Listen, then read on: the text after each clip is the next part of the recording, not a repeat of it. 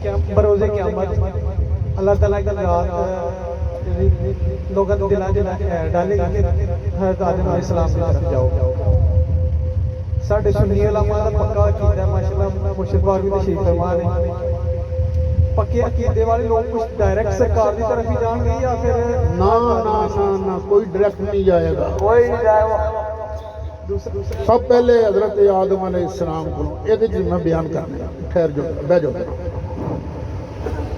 सवाल होया ये डायरेक्ट सरकार को क्यों नहीं जाके मंगणगे। ते पहले अल्लाह ही दिल च पाएगा। अल्लाह नूं पता मैं देना तो सोने के सदके है, लेकिन आदम अलैहिस्सलाम का चक्कर लवाएगा, नूह अलैहिस्सलाम का, इब्राहिम अलैहिस्सलाम का, हजरत मूसा अलैहिस्सलाम का, हजरत ईसा अलैहिस्सलाम का, इन्हें चक्कर लवा के फिर सरकार को क्यों भेजेगा अल्लाह। इस वास्ते कि अल्लाह नूं साडियां तबीयतां दा भी पता है ना। सानू पै जाना काम कि अपने MNA को जाने ओ जी MNA साहब साडा काम तो करा दो। MNA कहंदा कि तुहाडा काम नहीं कराउणा तो होर किहदा काम कराउणा, तुसीं मेरे वोटर सपोर्टर हो, वो साडा काम करा दिंदा। असी मठियाई का डब्बा भी लैके जाने, थैंक यू भी कहने, लेकिन बाहर आके गल्लां भी करते हैं। ठीक है MNA साहब ने काम तो कराता पर एडा भारा काम नहीं सी।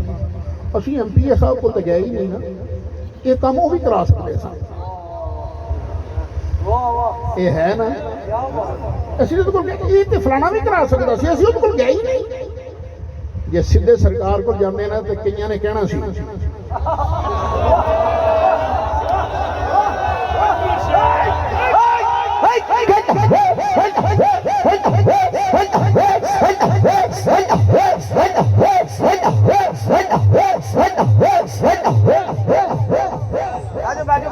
बैठो यार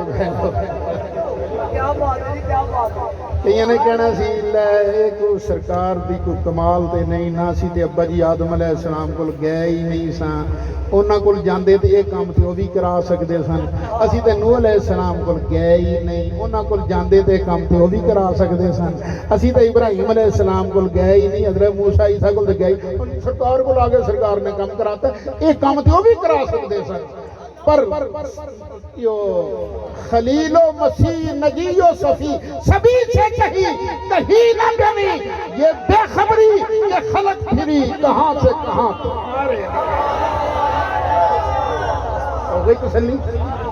हाँ जी सरकार हदीस मुबारक फरमान की तुसीं पहुंचांगे सरकार हदीस मुबारक जी फरमान की सानू वो बयान की जो असी सरकार की बारगाह सरकार फरमान गया आना लहा तुम नहीं पता इस काम वास्ते तो मैं मुस्तफा दी